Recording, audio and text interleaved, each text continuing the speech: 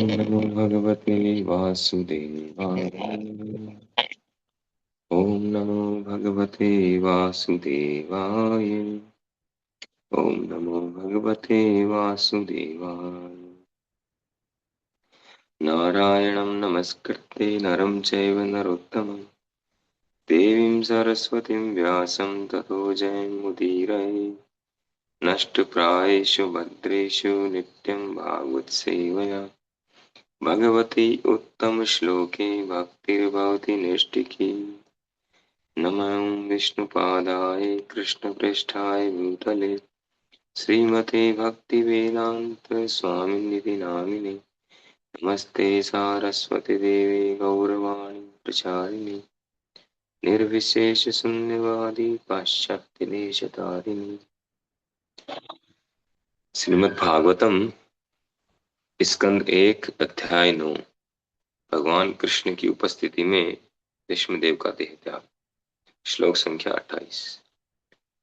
धर्मार्थ काम मोक्षांश सहोपायान यथा मुने नानाख्यान इतिहासेषु वर्णयामास तत्त्ववित्। तत्पश्चात उन्होंने इतिहास से उद्धरण देते हुए विभिन्न आश्रमों तथा जीवन की अवस्थाओं के वर्तिप्रक कार्यों का वर्णन किया,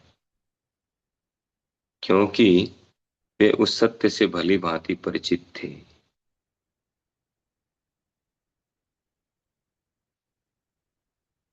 तात्पर्य: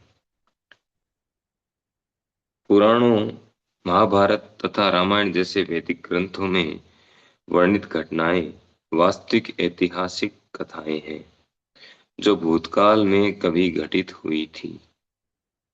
यद्यपि वे किसी तिथि क्रमानुसार नहीं है। ऐसे ऐतिहासिक तथ्य बिना किसी तिथि क्रम के ही सामान्य जनों के लिए शिक्षाप्रद होने के कारण चुनकर रखे गए थे। इसके अतिरिक्त ये घटनाएं विभिन्न ग्रहों या यूं कहें कि विभिन्न ब्रह्मांडों में घटित होती हैं। इसीलिए कथाओं के वर्णनों को कभी-कभी तीनों आयामों में मापा जाता है।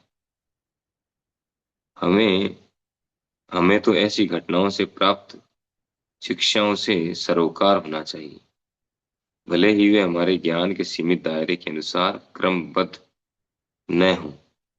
विष्णुदेव ने महाराज युधिष्ठिर के विभिन्न प्रश्नों के उत्तर में इन कथाओं को कह सुनाया।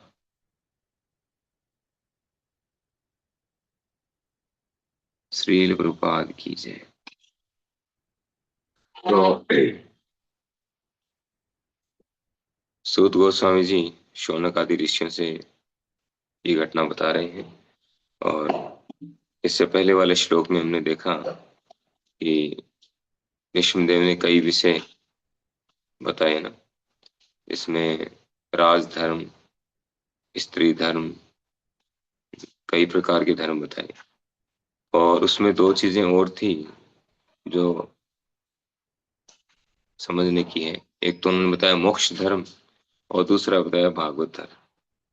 तो मोक्ष धर्म और भागवत धर्म दोनों अलग अलग चीजें हैं। अलग अलग चीजें कैसे हैं? तो यहाँ पे इस चीज का पता चल रहा है। यहाँ कह रहे हैं धर्म अर्थ काम मोक्ष है। धर्म अर्थ काम मोक्ष जो 4 पुरुषार्थ बताए गए हैं वैदिक शास्त्रों में। धर्म अर्थ काम मोक्ष, तो ये 4 पुरुषार्थ हैं। चारों पुरुषार्थों में जो अंतिम है वो क्या है? मोक्ष, मोक्ष प्राप्त करना। लेकिन भागवत धर्म और मोक्ष में अंतर है। तो इसको हम स्टेप बाय स्टेप समझते हैं, प्रयास करते हैं। जैसे यहाँ इस श्लोक में कह रहे हैं कि विष्णुदेव ने महाराज युधिष्ठिर को धर्म अर्थ काम मोक्ष इन सबको समझाया। और कैसे समझाया? उदाहरणों के द्वारा। बिना उदाहरण के कैसे समझे? केवल थियोरिटिकल, केवल सूत्रों के सिद्धांतों के आधार पर हम समझ नहीं सकते कि ये सिद्धांत है, ये सिद्धांत है, ये धर्म का सिद्धांत है, ये अर्थ का है, इस तरह से करना चाहिए, गीता में ये बताया गया है, या जहाँ भी ऐसे सिद्धांत हैं, अगर केवल वही वही बताएं तो हम नहीं समझ पाएंगे। उसके साथ अगर एग्जाम्पल देंगे कि उस समय ऐसी घटना हुई, तो उस व्यक्ति ने इसको फॉलो किया, उसके साथ ऐसा हुआ, तो उसके द्वारा हम इजीली समझ पाते हैं और उसको हम हमारी लाइफ से रिलेट कर पाते हैं। समझना आसान हो जाता है, उसको एक्सेप्ट करना आसान हो जाता है और पालन करना भी आसान हो जाता है कि हाँ वो कर सकते हैं, कर सकते थे तो हम क्यों नहीं कर सकते। इस तरह से। तो इसीलिए उदाहरण जरूरी है, चाहे हम करंट उदाहरण लें, करंट एग्जाम्पल, या पुराने शास्त्रों के उदाहरण लें। और शास्त्रों के जो उदाहरण हैं, ऐसा नहीं है कि वो कल्पना है, वो 100% सत्य है। तो भागवतम में या पुराणों में हम देखते हैं जितनी भी घटनाएं हैं, उन घटनाओं की कोई डेट नहीं है, कोई तिथि नहीं है। वो इसीलिए नहीं है, प्रभुपाद इसको क्लियर कर रहे हैं क्यों नहीं है वो इसीलिए नहीं है क्योंकि वो घटनाएं किसी पर्टिकुलर एक ग्रह की या एक ब्रह्मांड की नहीं। अब जैसे भागवतम में, स्पेशली हम लोग भागवतम पढ़ते हैं, तो भागवतम में हम देखते हैं कोई घटना स्वर्ग में हो रही है, कोई श्वेत द्वीप में हो रही है, कोई घटना कहीं पे हो रही है। इस तरह अलग अलग लोगों की घटनाएं हैं, अलग अलग समय की है, कोई सत्ययुग की घटना है, कोई त्रेता युग की घटना है। और कुछ घटनाएं तो ऐसी है जो ब्रह्मा जी के पहले दिन की घटना है, जैसे नारद मुनि घटना, ब्रह्मा जी का पहला दिन, 864 करोड़ वर्ष की पहले की घटना है। तो हमारी तो कल्पना से परे है। तो इसलिए इसमें ज्यादा दिमाग नहीं लगाना, या इसमें ऐसा नहीं सोचना इसकी डेट नहीं है इसलिए हम इसको एक्सेप्ट ना करें। डेट तो आपको 2000 वर्ष के पहले की घटनाओं की नहीं मिलेगी।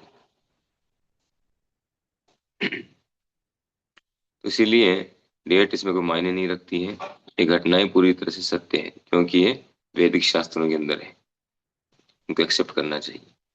तो भीष्म पितामह यहाँ बता रहे थे धर्म अर्थ काम मोक्ष, ये चार पुरुषार्थ हैं जिसको मनुष्य शरीर मिला है, उसको अपना जीवन जीने के लिए क्या चाहिए, अर्थ चाहिए उसको, अर्थ। अर्थ चाहिए तो अर्थ के लिए वो क्या करे, धन चाहिए उसको। धन होगा तो सारी सुविधाएं जुटा पाएगा।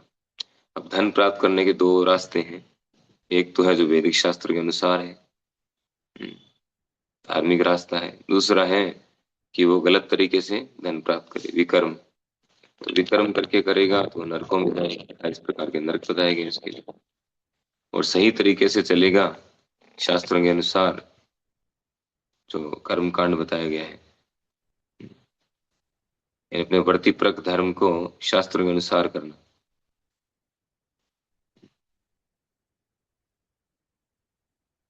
जो शास्त्रों में जो बताया गया, विधियां बताई गई है कि आप ये चाहिए, आप ये करो, ये चाहिए, ये करो, तो अगर उसका पालन करेगा तो वो कार्य करके उसको, यहाँ पर धर्म का अर्थ दिया है वर्तिप्रक कार्य, यानी अपने गुण और कर्म के अनुसार, जो पिछले श्लोक में हम चर्चा कर चुके हैं तात्पर्य से, ये अपने गुण और कर्म के अनुसार कार्य करना। ब्राह्मण गुण है तो ब्राह्मण के कार्य, क्षत्रिय गुण है तो क्षत्रिय के कार्य, उसके अनुसार कार्य करना। तो वर्तिप्रक कार्यों को करना, करके आर्थिक विकास करना, शास्त्रों में बताई गई विधि के अनुसार अपने वर्तिप्रक कार्यों को करते हुए आर्थिक विकास करना। और आर्थिक विकास होगा तो इच्छा पूर्ति होगी, काम। और फिर जब काम की इच्छाएं हो जाए पूरी, फिर उसके बाद मोक्ष के लिए प्रयास करना। तो धर्म अर्थ काम मोक्ष मुक्ति। मुक्ति का अर्थ है जन्म मृत्यु के चक्र से मुक्त होना। मुक्ति भी 5 प्रकार की बताई गई है। एक है सायुज्य मुक्ति। सायुज्य मुक्ति भी 2 प्रकार की है। ब्रह्म सायुज्य मुक्ति, भगवत सायुज्य मुक्ति। ब्रह्म सायुज्य मुक्ति अर्थात ब्रह्म ज्योति में लीन हो जाना, अपने अस्तित्व को खत्म कर देना, ब्रह्म ज्योति में लीन हो जाना। तो ये मुक्ति जो इसकी तो निंदा की गई है, निकृष्ट है। वैष्णव जो भक्त है, वैष्णव है, वो कभी इसको एक्सेप्ट नहीं करते। इवन यहाँ तक कहा गया जो शुद्ध भक्त हैं वो तो बाकी जो 4 प्रकार की मुक्ति है उसको भी एक्सेप्ट नहीं करते, वो भी नहीं चाहते। वो वैकुंठ की मुक्ति है। तो एक तो है जो सायुज्य मोक्ष है, वो 2 प्रकार के, ब्रह्म सायुज्य और भगवत सायुज्य। भगवत सायुज्य का अर्थ है भगवान के धाम में प्रवेश। और उसके बाद 4 प्रकार की मुक्ति है, सालोक्य, साष्टी, सामीप्य, सारूप्य। सालोक्य यानी भगवान के लोक में प्रवेश करना, वैकुंठ में। और सामीप्य भगवान के नजदीक की कोई सेवा मिलना वैकुंठ में जाकर के। सारूप्य भगवान के जैसा स्वरूप मिलना, 4 भुजाओं वाला। और साष्टी भगवान के समान ऐश्वर्य प्राप्त करना। ये 4 प्रकार की जो है मुक्ति है। तो जो वैष्णव हैं, शुद्ध भक्त हैं, तो ये 4 प्रकार की मुक्ति भी नहीं चाहते, वो तो गोलोक वृंदावन चाहते हैं। और तो ये तो हो गया मुक्ति 5 प्रकार की। तो धर्म अर्थ काम मोक्ष, तो ये समझाने के लिए उन्होंने इतिहास से बहुत सारे उदाहरण दिए, उदाहरण देकर के समझाया। क्योंकि बिना उदाहरण के समझना मुश्किल है।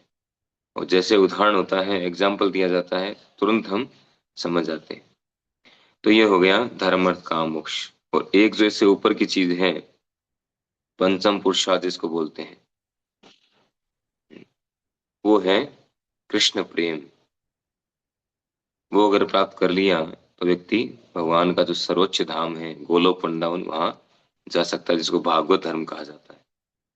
तो भीष्म पितामह ने पिछले श्लोक में उसको बताया भागवत धर्म। तो ये जो 4 प्रकार का जो है बताया, धर्म अर्थ काम मोक्ष पुरुषार्थ, उसमें जो सर्वोच्च है मुक्ति, जो भगवत भक्त हैं, शुद्ध भक्त हैं, या जो पंचम पुरुषार्थ के लिए प्रयास कर रहे हैं,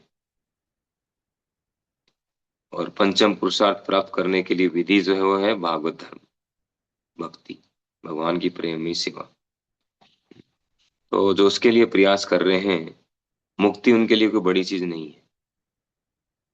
जो धर्म अर्थ काम मोक्ष है, और इससे जो मुक्ति प्राप्त होने वाली है लास्ट में, मुक्ति के लिए जो प्रयास करना, ये उनके लिए कुछ भी नहीं है।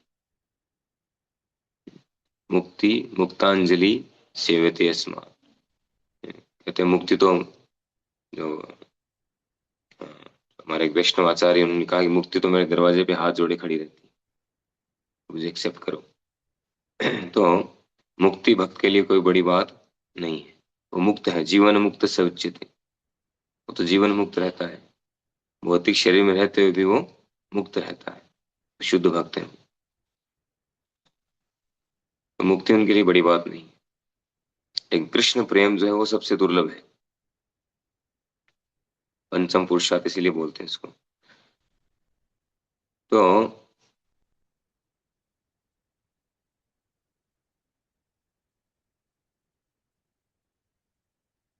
उसके लिए प्रयास करना चाहिए जो सर्वोच्च लक्ष्य है।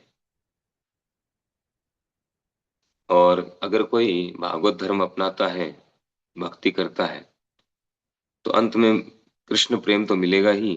और ये सारी जो चीजें हैं, धर्म अर्थ काम मोक्ष, जो वर्ति पर कार्य है, या अर्थ है, आर्थिक विकास है, इच्छा पूर्ति है, ये सारी चीजें तो बाय प्रोडक्ट है भक्ति के। इस बात को भगवान ने गीता में कह दिया स्पष्ट रूप से। गीता के जो 8वें अध्याय का अंतिम श्लोक, उसमें कहते हैं, वेदेषु यज्ञेषु तपस्य चैव ज्ञानेषु यत् पुण्य फलम प्रदिष्टम। फिर अंत में कहते हैं, योगी परम स्थानम उपेति चार्य, कि योगी जो है, यानी भक्ति योगी जो है, वो परम स्थान को, परम पद को प्राप्त करता है अंत में। उसके पहले वेदेशु, उसको वैदिक ज्ञान का लाभ मिलता है, यज्ञेशु यज्ञ का लाभ मिलता है, वेदेशु यज्ञेशु तपेशु च तपस्या, तपस्या का फल उसको मिलेगा। तो वेदाध्ययन का फल उसको दिव्य ज्ञान प्राप्त होगा, शुद्ध ज्ञान, पूर्ण ज्ञान प्राप्त होगा। वेदेशु यज्ञेशु यज्ञ का फल ऐश्वर्य प्राप्त होगा, तपस्या का फल मिलेगा, और दान का फल मिलेगा, दानेशु यत् पुण्य फलम, जो भी प्रकार के, सभी प्रकार के पुण्य कार्य हैं, उन सब का फल मिलेगा, इन सब का पुण्य मिलेगा। और साथ ही साथ अंत में वो भगवान के धाम में जाएगा। तो भक्ति करने से सारी चीजें, क्योंकि भक्ति के बायो प्रोडक्ट हैं, बिना चाहे चाहते हुए भी ये सब चीजें मिलती जाएंगी। इसके लिए कोई प्रयास नहीं करना पड़ेगा। इसीलिए नारद मुनि कहते हैं तस्यैव हेतो प्रियते इति कोविदो न लभ्यते यत् भ्रमताम, कि पूरे ब्रह्मांड में ऊपर से लेकर नीचे तक घूमते घूमते जो नहीं मिला है, उसके लिए प्रयास करना चाहिए। बाकी सारी चीजें हैं वो तो दुख बदन्य ते सुखम, प्रहलाद महाराज कहते हैं, नारद मुनि भी कहते हैं उसी श्लोक में। जैसे दुख जो है काले ने सर्वत्र गंभीर है ऐसा, तस्यैव हेतो प्रियते ते कोविदो न लभ्यते यत् भ्रमताम उपरियत है, तल लभ्यते दुख बदन्य ते सुखम, कि जैसे दुख जो है बिना प्रयास के हमारे जीवन में आता है, उसके लिए हम कभी प्रयास नहीं करते, हम केवल सुख ही सुख के लिए प्रयास करते हैं। प्रत्येक व्यक्ति इस भौतिक जगत में, प्रत्येक व्यक्ति जो है सुख प्राप्त करने के लिए स्ट्रगल करता है, फिर भी उसके जीवन में दुख आते हैं, दुख के लिए कोई प्रयास नहीं कर रहे। तो जिस प्रकार से बिना प्रयास के दुख आते हैं, उसी प्रकार से बिना प्रयास के सुख भी आएगा। क्योंकि दुख क्यों आया बिना प्रयास के? क्योंकि हमारे डेस्टिनी में था, भाग्य में था। तो उसी प्रकार से हमारे भाग्य में जो सुख है वो मिलेगा। तो करना क्या चाहिए? तो कहते हैं जो चीज नहीं मिली इस पूरे ब्रह्मांड में अनेक योनियों में भ्रमण करने के बाद में, उसके लिए प्रयास करना चाहिए। वो क्या है? वो है कृष्ण प्रेम। उसके लिए प्रयास, और वो करने के लिए भगवान की प्रेममयी सेवा। हमारी स्थिति जो भी हो, हमारा कॉन्शियस होना चाहिए कि भगवान को कैसे प्रसन्न करें। जो हमारा वर्ती प्रकार है वो भगवान की प्रसन्नता को सेंटर में रखते हुए होना चाहिए। इसी को कहते हैं देवी वर्णाश्रम। वर्णाश्रम, वर्ण और आश्रम, और देव वर्णाश्रम यानी अपने वर्ती पर कार्य को भगवान की प्रसन्नता के लिए करना, तो देव वर्णाश्रम हो जाता है। तो वो करते करते व्यक्ति को एक न एक दिन कृष्ण प्रेम प्राप्त हो जाता है।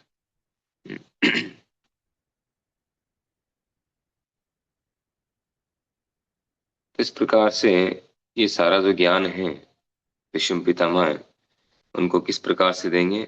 उदाहरणों के द्वारा, कथाएं, पुराणों से जो कथाएं हैं वो सब बता करके और उनको समझाएंगे। आगे के श्लोक में, इसमें जो है इतना डिटेलिंग नहीं है। इस अध्याय में विष्णुदेव की प्रार्थना आएगी आगे चल के।